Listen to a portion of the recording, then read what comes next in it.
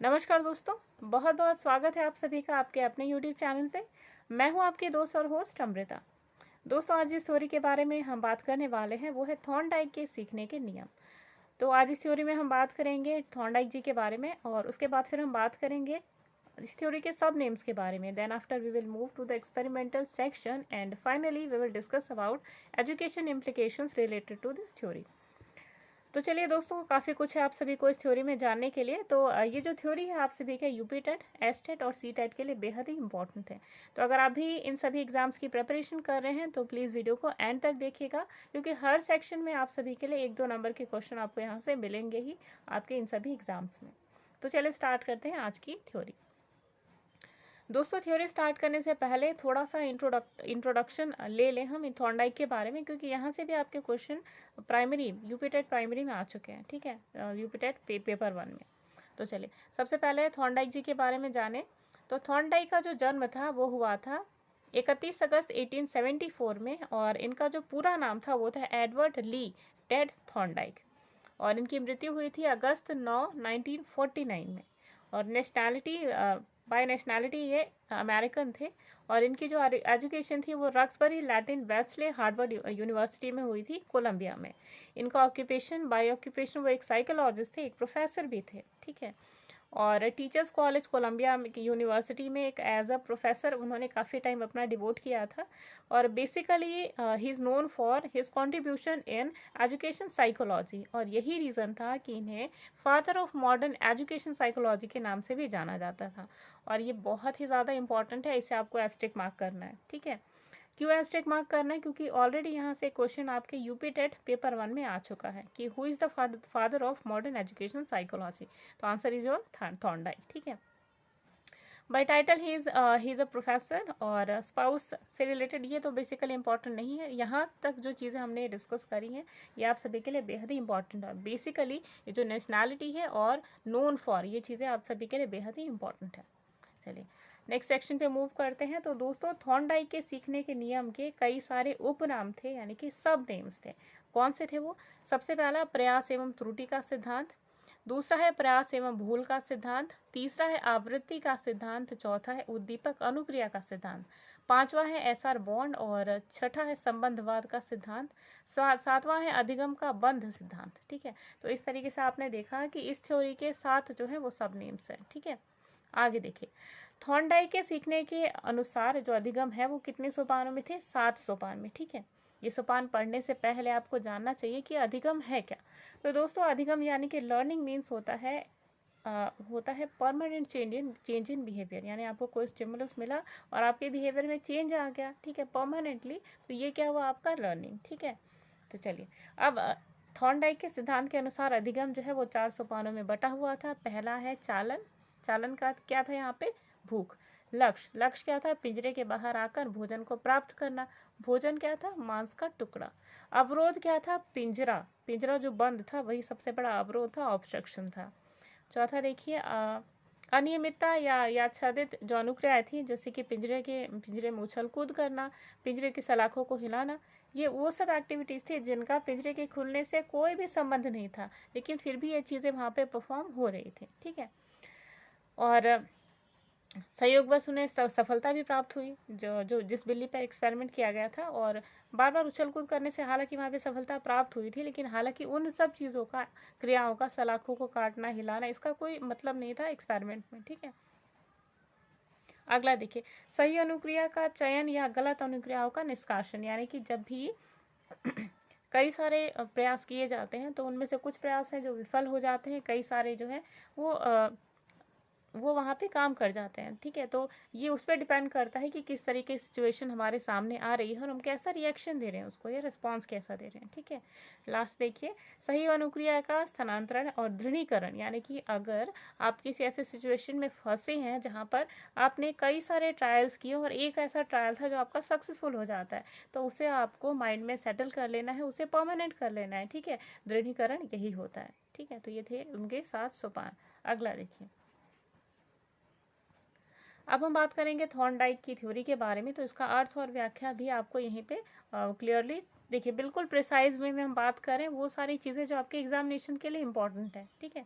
तो देखिए अमेरिकी मनोवैज्ञानिक जो थे थॉर्नडाइक, उन्होंने अपना जो सिद्धांत था अधिगम का यानी संबंधवाद का जो सिद्धांत था उसे दिया था, जिसे उन्होंने एसआर थ्योरी यानी कि एसआर मीन्स क्या है, यहाँ पे एसआर मीन्स होता है स्टिमुलस रिस्पॉन्स, यानी किसी स्टिमुलस को देख के अगर रिस्पॉन्स मिल रहा है तो ये थ्योरी में उन्होंने पूरा बेसिकली इन्हीं चीज़ों के बारे में एक्सप्लेनेशन किया था एंड विद प्रूफ इन्होंने विद एक्सपेरिमेंट उन्होंने इस चीज़ को प्रूफ भी किया।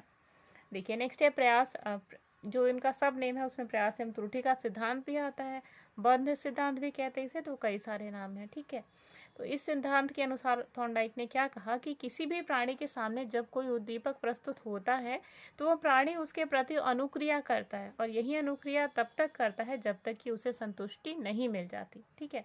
फॉर एग्जाम्पल आपने क्या किया कि आपने यूपी टेट और एसटेट का पेपर दिया, ठीक है, यूपी टेट आपने क्वालिफाई कर लिया, फिर आपने कोशिश करी कि आप एसटेट का एग्ज़ाम दो, ठीक है। क्या हुआ कि आपने वहाँ पे भी सक्सेस आपको मिल गई, ठीक है, लेकिन क्या हुआ कि आप मेरिट में नहीं आए, या कोई भी ऐसा रीज़न हो सकता है आप एग्ज़ाम ना क्वालिफाई कर पाए, आपकी तबीयत ख़राब हो, आप नहीं वहाँ पे एग्ज़ाम अटैम्प्ट कर पाए, तो कई सारे रीज़न्स होते हैं, ठीक है। तो अब क्या करेंगे, अब आप एक बार विफल हो गए तो आप दूसरी बार ट्राई करेंगे ना, और तब तक ट्राई करते रहेंगे जब तक कि आपको जॉब नहीं मिल जाती, और तब तक जब तक कि आपको फुल्ली सेटिस्फेक्शन नहीं मिल जाती, ठीक है। तो ये कॉन्सेप्ट उन्होंने यहाँ पे दिया था। इसके साथ ही अनुक्रिया से प्राणी को संतुष्टि देखिए बेसिक चीज़ क्या है कि जब आपको स्टिमुलस मिलता है तो आप क्या करेंगे, बार बार रिस्पॉन्स देंगे ना, जैसे कि आपको कोई बार बार क्या कर रहा है, परेशान कर रहा है, तो हो सकता है कि आप 2 बार इग्नोर करो, लेकिन बार बार अगर कोई इस तरीके से कर रहा है तो आप उसको एक प्रॉपर रिस्पॉन्स दोगे ना, तो वो रिस्पॉन्स क्या होता है, रिस्पॉन्स देने से आपको सेटिस्फेक्शन मिलता है कि हाँ मैंने इन चीज़ों को के अगेंस्ट में जो रिस्पॉन्स था वो दिया, ठीक है। तो उससे एक उद्दीपक का संबंध या बंधन बन जाता है। तो बंधन देखिए एकदम सिंपलेस्ट एग्जाम्पल क्या है कि आपने पढ़ाई करी, आपका एग्ज़ाम क्वालिफाई हो गया, तो यहाँ पे आपने कनेक्शन जोड़ा कि हाँ मैं पढ़ाई करूँगा तो ही मेरा एग्ज़ाम निकलेगा, ठीक है। तो यही क्या था, बंधन था, या बंध कहलाया, ठीक है। और प्राणी के सम्मुख जब भी कोई भविष्य में ऐसा, देखिए अभी आपने कनेक्शन बना लिया कि हाँ ये सिचुएशन है, ये स्टिमुलस है, इसके बाद इसके अगेंस्ट में मुझे ये रिस्पॉन्स देनी है। आपने कई सारे अटैम्प्ट किए, attempt number 1, attempt number 2, attempt number 3, इनमें से एक ऐसा अटैम्प्ट था जो कि इसे हिट कर गया और ये क्या हुआ, सक्सेसफुल हो गया। अब क्या हुआ कि आपको याद रखना है कि ये वाला स्टिमुलस आएगा तो मुझे यही पर्टिकुलर वाला रिस्पॉन्स देना है, ठीक है। और इसे बाद में दृढ़ीकरण इसका हो जाएगा, जिसे आपको इन फ्यूचर आपको इसे अप्लाई करना होगा, ठीक है। अब देखिए 2 या 2 से अधिक अनुभवों में भी संबंध स्थापित हो जाने के कारण इसे सहचर्य संबंध भी सहचर्य का सिद्धांत भी कहा जाता था। यानी कि आपने एक ही सिचुएशन में अगर 2 टाइप के एक्सपीरियंसेस को गेन किया तो यही आपका सहचर्य का सिद्धांत भी हो गया, इसीलिए इसे सहचर्य का सिद्धांत भी कहते हैं, ठीक है। तो इन शॉर्ट बहुत ही प्रिसाइज वे में हमने इन चीज़ों को देखा। अब देखिए कि थॉर्नडाइक का प्रयोग था क्या। तो थॉर्नडाइक ने अपना जो प्रयोग था वो बिल्लियों के ऊपर, चूहों और मुर्गियों के ऊपर किया था, और उन्होंने अनेक प्रयोग किए थे, जिसके बाद उन्होंने प्रयोगवाद यानी कि उद्दीपक अनुक्रिया का जो सिद्धांत था वो दिया था, और इनमें सीखने का जो नियम था उनको भी प्रतिपादन किया था उन्होंने इस एक्सपेरिमेंट के बेसिस पे। तो बेसिक थिंग इज कि what would be the experiment, ठीक है। तो एक्सपेरिमेंट था क्या, चले देखते हैं। थॉर्नडाइक ने अपने सीखने के सिद्धांत का जो प्रयोग था मुख्यतः एक बिल्ली के ऊपर किया था, और बिल्ली भी कैसी थी, भूखी, ठीक है। उन्होंने उस भूखी बिल्ली को एक जो पिंजरा था उसमें बंद कर लिया था, और पिंजरे के सामने मांस का टुकड़ा रख दिया था प्लेट में, या फिर मछली रख दी थी प्लेट में। अब बिल्ली क्योंकि भूखी थी तो बार बार, क्योंकि वो भाई बिल्ली का जो होता है सेंस सूंघने वाला तो काफ़ी स्ट्रांग था, ठीक है, तो बार बार सूंघती है और मांस को प्राप्त करने का जो है प्रयास वो करती है। अब क्या होता है कि पिंजरे में जो भूखी बिल्ली है, अब जब उसकी भूख और ज़्यादा स्ट्रांग हो जाती है, जो इंटेंसिटी है भूख की वो और ज़्यादा बढ़ जाती है, तो वो क्या करती है, पिंजरे में हमेशा उछल कूद मचाने लगती है, ठीक है। कोशिश करती है, कभी पिंजरे को काटती है, कभी जो सलाखें हैं पिंजरे की इन्हें हिलाने की कोशिश करती, कभी इन्हीं सलाखों को दांतों से काटती, तो काफ़ी सारे अटैम्प्ट यहाँ पे करती है वो। लेकिन एक बार ऐसा होता है सडनली कि उसका पैर उस लीवर के ऊपर पड़ जाता है जिस लीवर को दबाने से पिंजरा खुल जाता है। अब क्या होता है कि गलती से अगर पिंजरा खुल गया तो ये निकली बिल्ली, और इसने क्या किया, मांस के टुकड़े को खा लिया, ठीक है। फिर उस बिल्ली को वापस उसमें भर दिया गया। तो यही बार बार एक्सपेरिमेंट दोहराते दोहराते एक ऐसी स्टेज आती है कि बिल्ली को अब पता चल जाता है कि ये जो लीवर है इसको मुझे प्रेस करना है, तब जाके पिंजरा खुलेगा, ठीक है। और अब बिल्ली क्या करती है, हर बार उस पिंजरे पे पैर रख के आराम से आके मांस खा लेती। तो यही चीज़ जो है, ये एक्सपेरिमेंट उन्होंने शो किया स्टिमुलस रिस्पॉन्स का, कि किस तरीके से स्टिमुलस यानी कि जो खाना था बिल्ली के सामने रखा गया था, और उसके अगेंस्ट में वो कई सारे जो रॉन्ग थे या फॉल्स अटेम्प्ट कर रही थी, यानी कि त्रुटियां कर रही थी। लेकिन लगातार ये चीज़ें करने के बाद, लगातार स्टिमुलस, क्योंकि अभी देखिए भूख थी उसको काफ़ी तेज़ी से लगी हुई, ठीक है, तो उसके अगेंस्ट में उसने रिस्पॉन्स दिया, उछल कूद मचाई, पिंजरे को काटने की कोशिश की। तो एक स्टेज ऐसा आया था कि उससे लर्न हो गया कि हाँ ये लीवर है, मुझे इसको प्रेस करना है तो मुझे खाना मिल जाएगा, ठीक है। तो वो लर्निंग उसके बिहेवियर में आ गई। अब लर्निंग हुई क्या कि उसके बिहेवियर में परमानेंट चेंज आ गया कि अब वो उछल कूद नहीं मचाती थी, सिंपली पिंजरे पे पैर रख, जो लीवर था उसके ऊपर पैर रखती और वहाँ से वो मछली का टुकड़ा ले जाती, ठीक है। चलिए, तो था एक्सपेरिमेंट का सेक्शन। अब थॉर्नडाइक ने कई सारे नियम दिए थे अपनी ही रीडिंग्स पे, जो एक्सपेरिमेंट था उस पर बेस्ड, ठीक है। तो उनके नियम क्या थे? सबसे पहला देखिए, उन्होंने 3 मुख्य नियम दिए थे, और उसके बाद उन्होंने अधिगम के जो गौड़ नियम थे, ये 5 गौड़ नियम दिए थे, ठीक है। सबसे पहले 3 दिए थे मुख्य नियम, और उसके बाद 5 दिए थे गौड़ नियम, ठीक है। तो इन नियम के बारे में हम अपनी नेक्स्ट वीडियो में काफ़ी डिटेल में डिस्कशन करेंगे।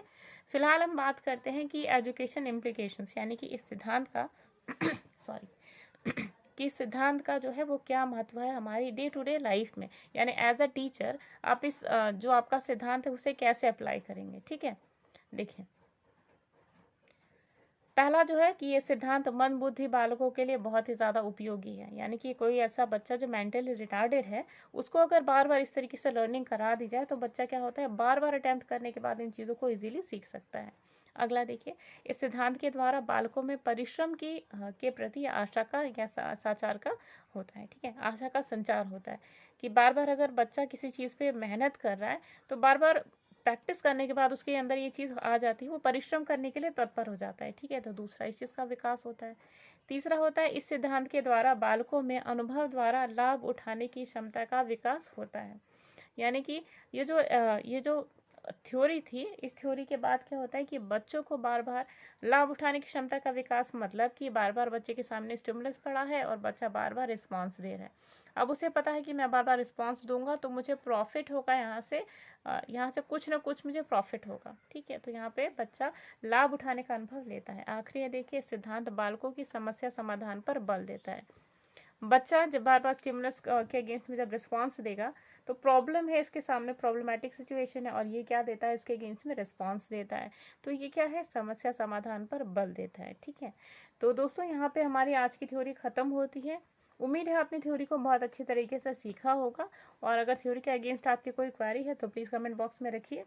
और जो नियम थे, क्योंकि नियम बहुत ज़्यादा इंपॉर्टेंट है, उनके बारे में हम डिटेल में डिस्कस करेंगे, तो इस वीडियो को हम पार्ट 2 में डिस्कस करेंगे, और आज था हमारा पार्ट 1, ठीक है। वीडियो अच्छी लगती है तो प्लीज़ एक लाइक ज़रूर दीजिएगा, और कमेंट बॉक्स में अपने कमेंट ज़रूर छोड़िएगा। आपका क्लास के साथ में जैसा भी अनुभव रहता है उस अनुभव को ज़रूर शेयर कीजिएगा। तो आज की वीडियो को हम यहीं पर समाप्त करते हैं, और दीजिए अपनी दोस्त और होस्ट अमृता को इजाज़त। तब तक के लिए बाय बाय।